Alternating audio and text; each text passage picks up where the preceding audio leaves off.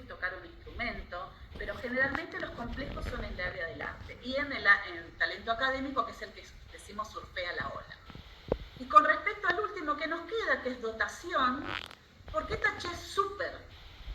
Se está dejando de usar, ¿no? Porque tiene una connotación negativa para la sociedad.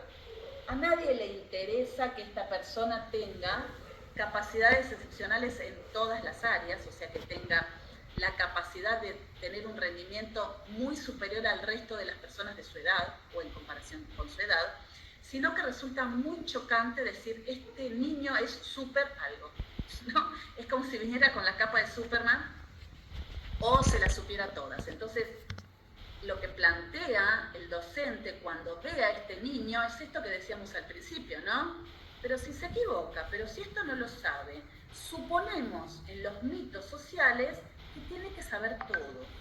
Y en realidad, si nunca le enseño a leer, nunca va a tener la habilidad por encima de la edad de aprender a leer o no le acerco al estímulo, ¿sí? Porque ¿qué es lo que pasa? Estas personas con altas capacidades aprenden con muy poca ayuda. Ejemplo, los dotados necesitan muy pocos datos para saber qué es lo que va a decir la maestra. Y esto es un tema que resulta por ahí un poco gracioso, pero es muy complejo, porque son aquellos que interrumpen todo el tiempo en el aula y no dejan dar la clase. ¿Por qué? No importa la edad que tengan, ¿sí? Los vamos a asociar con estos maleducados, con estos que no pueden controlar el impulso. El mundo pasa muy lento para estas personas que piensan rápidamente, ¿sí? Con muy poquita información que tomaron de acá y de acá, sacan nuevas hipótesis. Cuando el docente, el profesor, empezó a hablar de un tema, 2 minutos ellos ya saben a dónde va a llegar. Entonces interrumpen y terminan lo que el profesor no llegó a decir. Esto crea una molestia diaria entre el niño y el profesor, ¿sí? Si bien, y por supuesto, este niño pequeño tiene que trabajar, ¿sí?, esta habilidad psicosocial de la no interrupción, de levantar la mano, de respetar el espacio, el habla y la escucha, es algo que le cuesta mucho. ¿Y por qué? Necesita poder ser quien es. Cuando el cerebro va tan rápido, no puede contenerse esta persona. Generalmente vamos a ver niños que tienen una escritura muy desprolija, porque el cerebro va más rápido que la mano. Entonces, poder escribir en cursiva les resulta prácticamente imposible. Tendrían que hacer que su cerebro funcione más lento, piense más lento, para que las palabras o las frases que están pensando estén a la velocidad de la mano. Y más cuando tenemos niños muy pequeños, 3 años, 4 años, que ya escriben de manera fluida, pero su cerebro va a ir mucho más rápido por la motricidad fina, que por supuesto está muy lejos de estar completamente desarrollada. También podemos ver tartamudeo en el nivel inicial, porque vienen de un hogar que a veces, en el mejor de los casos, está atento, los escuchan y les responden, y se encuentran en un salón donde tengo 15, 20, 30 compañeritos que quieren todos hablar con la misma seña. Entonces, cuando quieren hablar, por supuesto que van a estar interrumpidos por otros y empiezan a desarrollar una especie de tartamudeo. Con la mejor de las suertes, la seño, los profes van a pedirle a los papás que hagan una interconsulta, y si llegamos a un profesional que tenga idea de altas capacidades, podemos llegar a encaminar esta situación.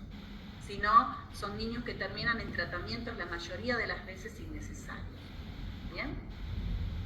Entonces, el superdotado es aquel que tiene capacidades excepcionales en todas las áreas, pero a su vez puede interrelacionar estas áreas entre sí. Puede tomar una estadística y aplicarla en las ciencias, en la historia, puede tomar algo matemático y aplicarlo en lengua, ¿sí? Puede interrelacionar áreas, incluso cuando está trabajando con una función cognitiva, se activa el resto de las funciones cognitivas. Por eso se le llama cerebro en llamas. Cuando se hace un mapeo cerebral y comparamos el cerebro de una persona neurotípica con el cerebro de una persona con altas capacidades, está mucho más iluminado en otros lugares el cerebro de la persona con altas capacidades. ¿Bien? Muy bien. Vamos a hablar de algunas características que tienen que ver con el nivel inicial de la primera infancia. Un dato ñoño, la mayoría nace con los ojos abiertos. ¿Qué quiere decir esto? Que muchos padres, cuando hacemos la entrevista, por ahí los que son profes de inicial, cuando hacen esta entrevista individual con los padres, pueden decirle, cuando nació, levantaba la cabeza el primer día, nadie les cree, por supuesto, a los padres, esto también es real, y parecía que escaneaba todo. Esto es lo que dicen los papás, ¿no? Parecía que escaneaba todo. Me miraba, dicen, ¿no?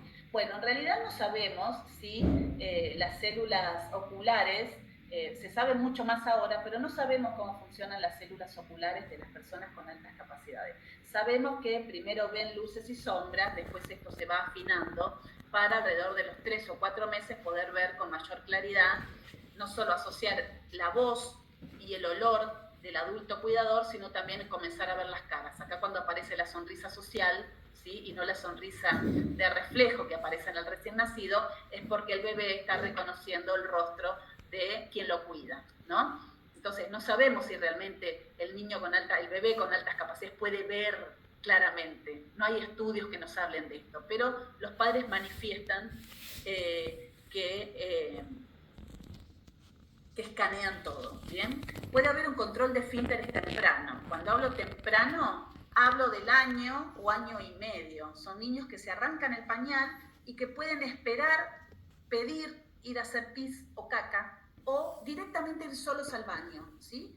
Andan con su calzoncillito, con su bombachita, y dicen pis, pis, pis, pis, y se van corriendo, ¿sí? Entonces el control quiere decir que yo puedo frenar el impulso. ¿Bien? Laura, sí. Perdón, hay 2 manitos levantadas, Viviana y Claudia. Okay. No sé si... Sí, perfecto. ¿Viviana?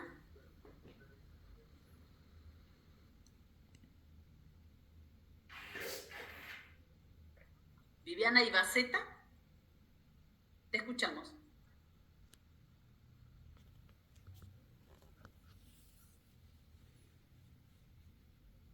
Hay que desmutearse. Está el micrófono tachado, si puedes hacer clic en tu micrófono. Y si no, vamos con Claudia Álvar Díaz y después vemos lo de Viviana, ¿sí? Claudia.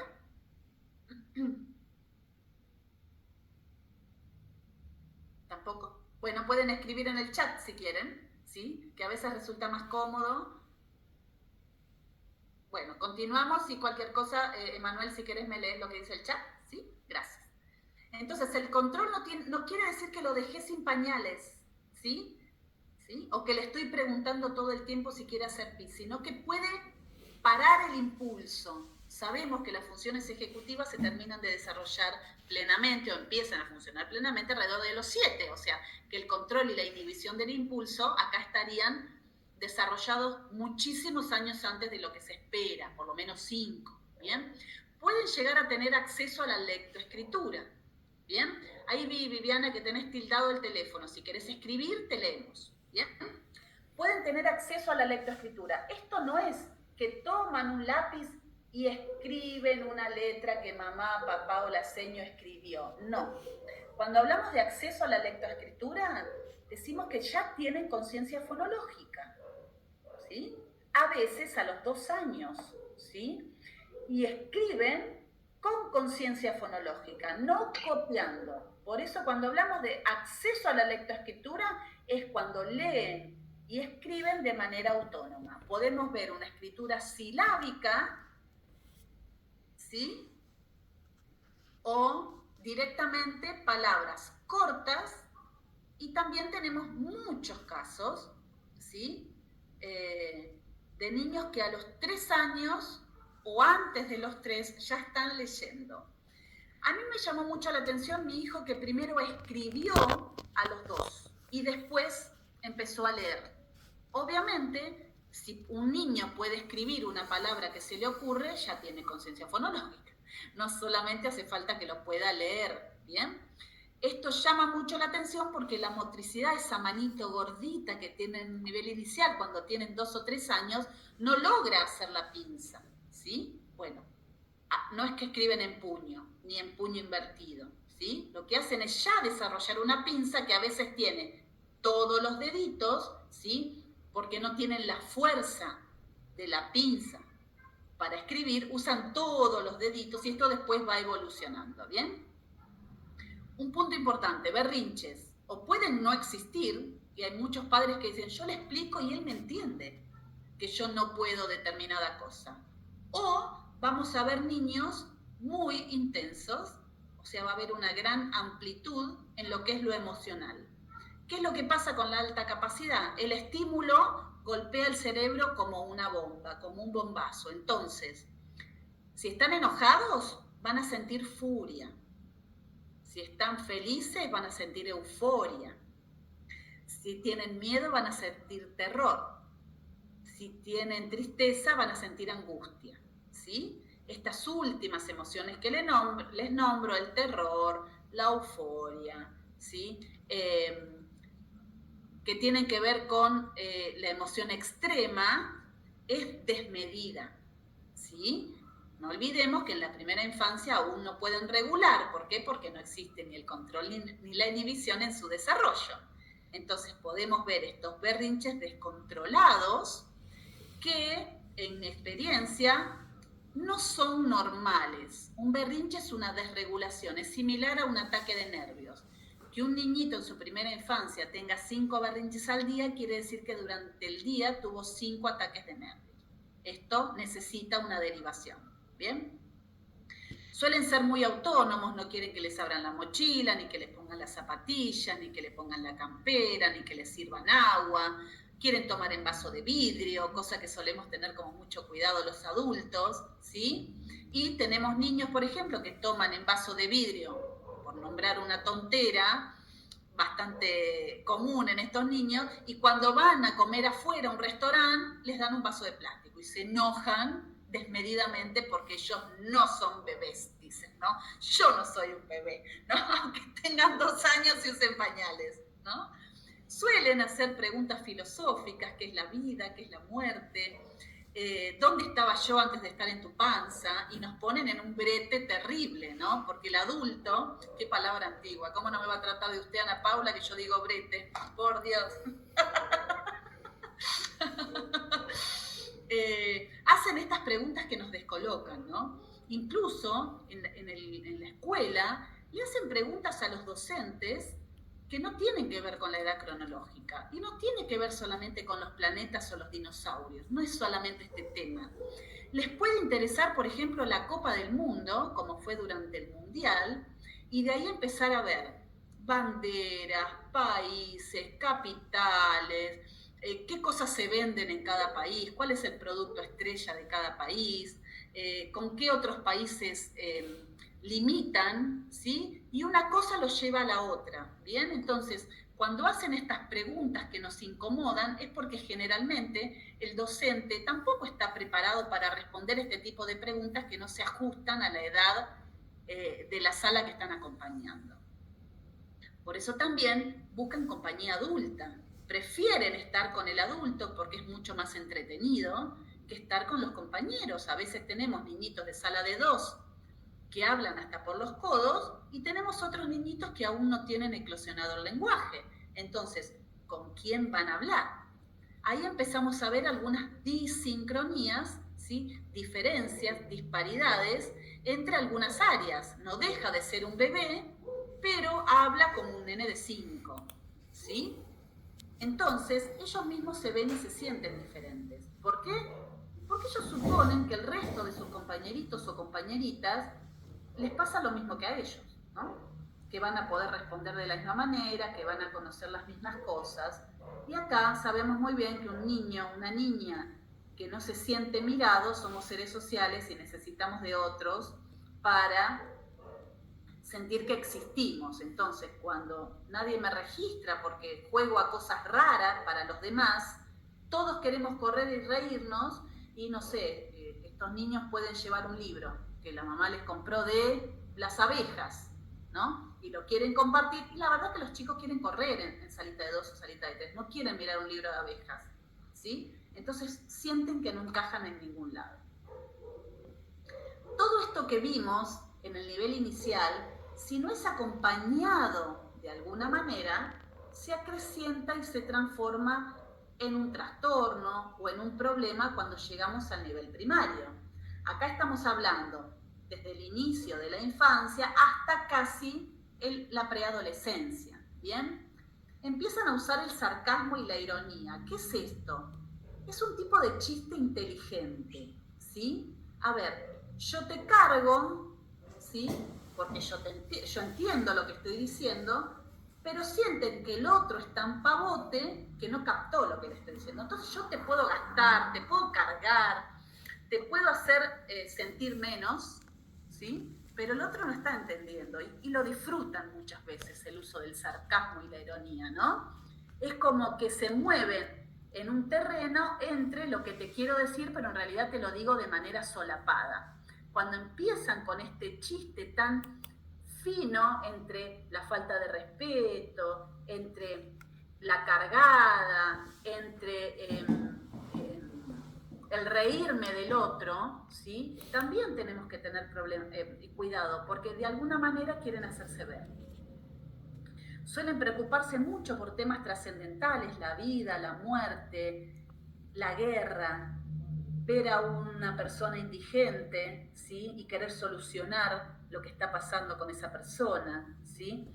Entonces tenemos que tener mucho cuidado el acceso a la información que tienen, ¿sí? ¿Por qué? Porque tienen una alta sensibilidad, lo vimos también antes, ¿no? Son justicieros, pueden intervenir cuando el docente está diciendo algo que consideran injusto, ¿sí? Haciéndose como los salvadores del resto, ¿no? Y esto empieza a generar algo que lo generan con todos los adultos y es como un tironeo, ¿quién tiene el poder?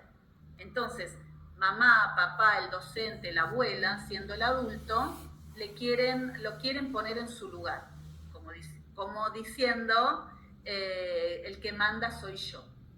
Cuando empiezan esos tironeos, que es muy común que lo hagamos todos los adultos que hablamos con estos niños, porque nos cuestionan todo y tocan nuestro ego, empezamos a sacarlos del lugar de niño y traerlos a un lugar adulto. Estoy discutiendo con un niño de 6, 7, 8, 9 años, ¿sí? Y estoy queriéndole hacer entender que quien tiene la autoridad soy yo. Ahí le estamos pifiando, ¿no? Ahí tenemos que tener cuidado porque lo estoy trayendo al rol del adulto, ¿sí? Entonces puede haber confusión diagnóstica, empezamos con el oposicionista desafiante, que se cuelga, que no me escucha, que no me mira cuando le pido que preste atención, que mientras yo estoy explicando está escribiendo, haciendo dibujitos, ¿no? O está haciendo chistes, pero cuando le pregunto sabe todo y lo entendió. Por lo tanto, necesita muy poca explicación y la repetición lo agota. Sabemos que en la mayoría de los casos la educación está basada en la repetición, o sea, yo tengo que repetir hasta poder adquirir ese nuevo conocimiento, hacerlo propio y poder usarlo. La mayoría de las veces, también tiene que estar de la mano de la motivación, aprenden rapidísimo. Entonces, las semanas que estamos repitiendo las fracciones son agotadoras para estos niños, ¿no? O estoy repitiendo agudas, graves y esdrújulas. ¿Bien? Ok. Desisten de terminar sus tareas o las terminan muy rápido. Pueden hacer las dos cosas, o se niegan o las hacen en 5 minutos. Y suelen tener una tendencia al liderazgo. Pueden darnos vuelta a la clase, ¿sí? Hacer algo, decir un chiste, proponer algo, ¿sí? Y nos dan vuelta toda la clase. Esto hace que cuando nosotros queremos poner un límite, decirle hasta acá llegamos, esto se puede o esto no, empieza la resistencia, ¿sí? Porque tienen todos los argumentos para retrucarnos lo que nosotros les estamos diciendo. Entonces hablamos de lo que viene pasando en nivel síndrome de bajo rendimiento. Estos niños, estos adolescentes, empiezan a perder el interés en la escuela. Y por más que quieran esforzarse, no pueden. Esto es importantísimo. O sea, sus capacidades cognitivas descienden. ¿Quieren concentrarse? No pueden. ¿Quieren memorizar? No pueden. Es como un burnout. ¿Vieron cuando una persona ya llega al máximo de su rendimiento y se agota? ¿Sí? Al docente le pasa mucho esto. También le pasa al niño con altas capacidades esperando ser atendidos. ¿Bien? Pueden presentar rasgos ansiosos, problemas con la autoridad, tener problemas para pertenecer a un grupo, o tener amigos, o perdón, negarse a tener actividades de ocio, no hacer más nada que estar tirados en la cama. Entonces lo podemos asociar con la adolescencia, pero nos tiene que prender una alerta, sobre todo si esto lo observamos en la escuela, para hablarlo con la familia. Los no de la alta capacidad. ¿Se porta mal porque se aburre? No. Se porta mal porque no puede gestionar sus emociones. Yo puedo estar aburrida y hacer un dibujito en la hoja. No tengo por qué portarme mal porque estoy aburrida. Esto no es tener altas capacidades porque el niño se porta mal. No hace caso porque necesita saber el porqué de todo. En casa yo le explico por qué tiene que bañarse. Entonces, el no porque no me sirve. No tengo que estar explicándole todo el tiempo por qué debe hacer caso, por qué debe sentarse, por qué debe tener escrito el título en el cuaderno, ¿sí? Las reglas son para respetarse y tengo que trabajar en el aula de la misma manera con todos. El marco, ¿sí? Las normas son iguales para todos, tengan o no tengan altas capacidades, ¿sí? Entonces, no es por eso que se porta mal o porque no hace caso.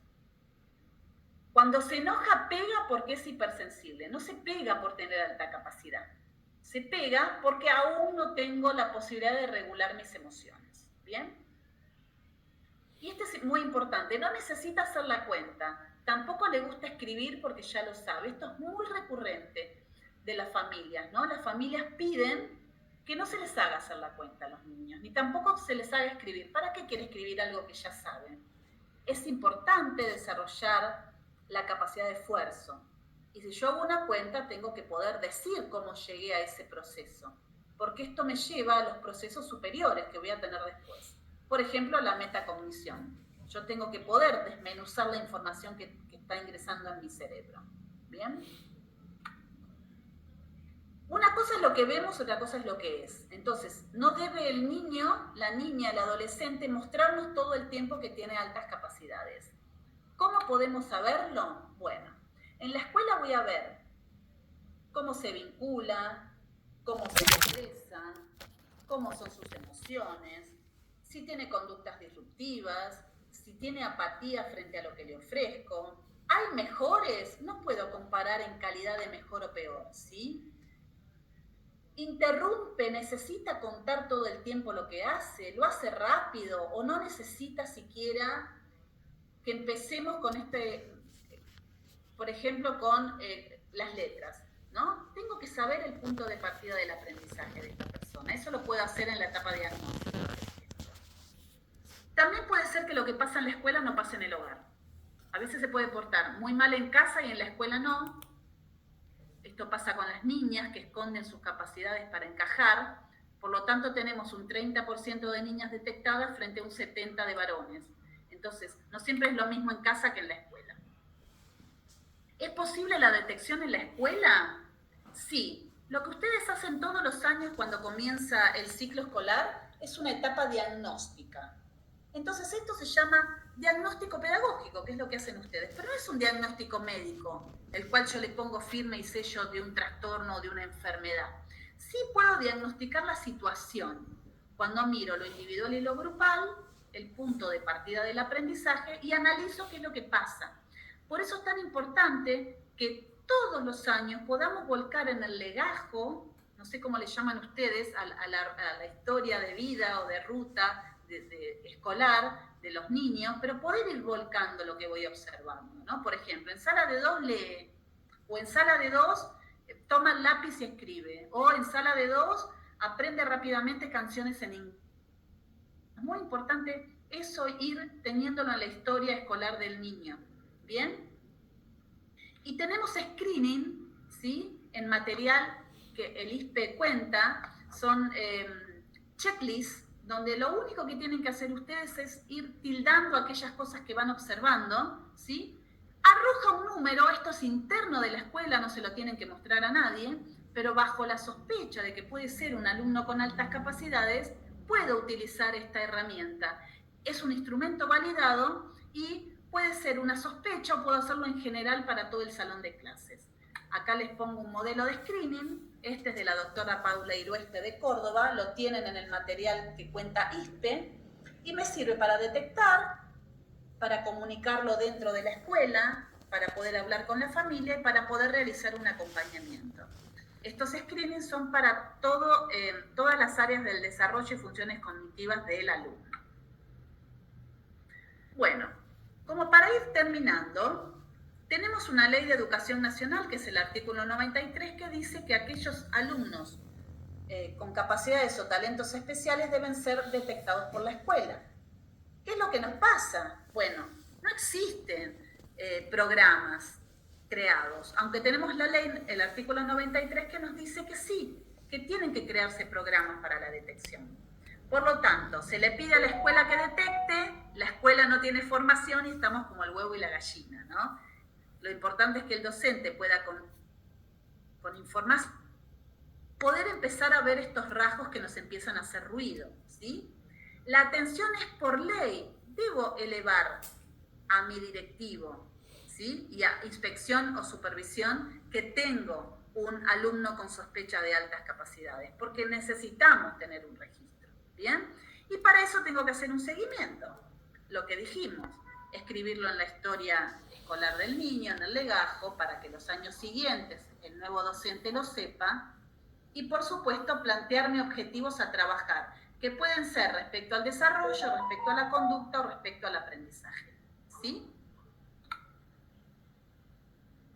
En nuestro país, y de manera general, el 15% de los estudiantes tienen altas capacidades. Esto es 1.725.000 niños en edad escolar, aproximadamente. Así que imaginémonos que en nuestras aulas de 30 niños tenemos 4 aproximadamente.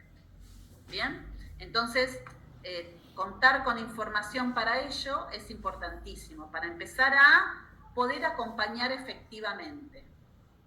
Y quiero dejarles esta frase que me encanta, que el niño con altas capacidades no es más que un niño, pero con altas capacidades. No se intenta crear un elitismo o un grupo específico para estos niños, ni escuelas especiales para estos niños que no existen, en nuestro país por lo menos, ¿sí? Sino poder atender en sus necesidades para que esto no provoque futuros trastornos, ¿no? Y que todos vayan a la escuela a ser felices, a compartir con otros y a aprender. ¿Bien? Bueno, aquí les dejo mi mail, mi Instagram, y vamos a abrir un espacio de preguntas. Bien. Recuerden que esto lo hacemos de manera general para que tengan un pantallazo, ¿sí? El ISPE cuenta con material gratuito para acercarles, ¿sí? Donde todo esto que yo les conté está ampliado, ¿bien? Y cualquier duda, por supuesto, nos vamos a volver a encontrar, ¿bien? Bueno, dejo de compartir, así podemos hacer un espacio de preguntas. Ahí. Muchísimas gracias, Laura. Quedan unos minutitos antes que se corte la reunión, así que si alguien quiere aprovechar para preguntarle algo directamente a Laura, si no, pueden dejar en el chat preguntas, así ya hago una captura para que en el próximo encuentro, si no da tiempo, podamos responderlas. Perfecto. Sí. 5 minutitos, 6 minutitos hay para que alguien si quiere pregunte algo ahora. Bueno, o lo pueden escribir en el chat también, el que no se anime a hablar, no hay problema. Pero siempre el objetivo es empezar a tener esto en el radar, ¿bien? Sin duda.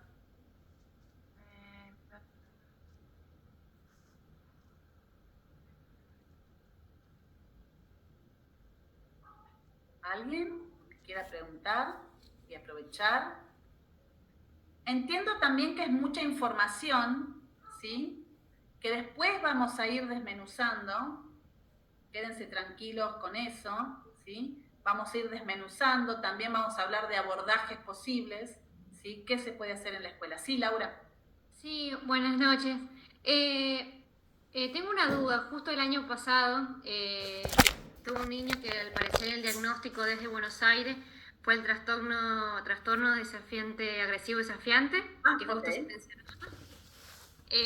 Mi pregunta y mi duda que quedó, hoy él está en primer grado, atravesando un montón de dificultades, es si los chicos de altas capacidades pueden llegar a presentar algún tipo de agresividad. Sí, por supuesto, como cualquier otra persona, ¿sí? Y tenemos lo que se llama doble excepcionalidad, que es cuando conviven dos diagnósticos, la alta capacidad junto con un trastorno del desarrollo, de la conducta o del aprendizaje. Incluso pueden tener trastornos del aprendizaje como dislexia, ¿sí? Pueden tener también trastornos de la conducta, ¿sí? Bien, porque entonces ahora me queda esta duda. El año pasado estaba ese diagnóstico, él con psicopedagoga, incluso fue derivado a psiquiatría, está medicado, sí. Y tal vez nada que ver, no va por ese lado y nunca se pensó que tal vez un niño con altas capacidades. Me encanta que lo tengas en el radar y estaría bueno si puedes acceder a estos screenings para hacerlo de manera interna, ¿sí? Porque Bien. Entiendo también que entregar un screening a la familia es ya otro tema, ¿no? Pero poderlo hacer dentro del aula, ¿sí? Como algo interno tuyo, para empezar a ver si las conductas que presenta tu alumno tienen que ver con esto. Y quizás hablarle a la familia de una sospecha. ¿Investigaron por este lado? Porque más allá de la conducta podría existir esto. Me encanta. Y ahora él sería mi ex alumno, está en primer grado, en turno mañana, pero ahora que me suena todo esto, voy a intentar de indagar, comunicarme con educación privada y consultar si realmente han podido buscar otro tipo de diagnóstico o algo referido a las altas capacidades, porque hasta donde tengo entendido o conocimiento es que, bueno, él está con terapias psiquiátricas, medicado y sigue con el mismo comportamiento, conductas agresivas, pero bueno, cognitivamente era tal cual lo describían, tal cual y mucho más. Lo que pasa es que la baja tolerancia a la frustración la terminan desarrollando por no ser desafiados. Tampoco es una característica propia de la alta capacidad, ¿sí? Están frustrados porque todo lo que hacen les sale bien y lo que no les sale bien no lo hacen. Entonces, cuando nosotros los fogoneamos o los invitamos a ser desafiados, se niegan. Y ahí puede aparecer una muy baja tolerancia a la frustración proyectada en la conducta. Y tener gravísimos trastornos de conducta. Bien. Bueno, muchas gracias. No, a vos. Y ojalá haya más docentes así, ¿no? Que empiezan a tener esto en el radar y hacen la consulta, ¿sí? Ojalá. Gracias. Bueno, ¿alguien más? Gracias, Eliana. Gracias, Claudia. Sí, se pueden dar dos talentos en un mismo niño, ¿sí? Se pueden dar. No hay ningún problema. Eso se puede dar, ¿sí? Igual el académico y el artístico juntos son talentos múltiples, así que sí se pueden dar. También puede ser un niño dotado, porque una persona dotada no tiene que destacar en todo. Ginóbili es superdotado o dotado, pero se dedicó al básquet. Nadie le va a ir a pedir a Ginóbili o a Messi que nos haga una fórmula matemática. Esto no quiere decir que no tenga una habilidad por encima o muy por encima de la media, ¿sí? Después desarrollan el área que más les gusta o más les interesa. Esto también lo tenemos que tener en cuenta, ¿sí? Un chico con autismo, sí, es una doble excepcionalidad. El autismo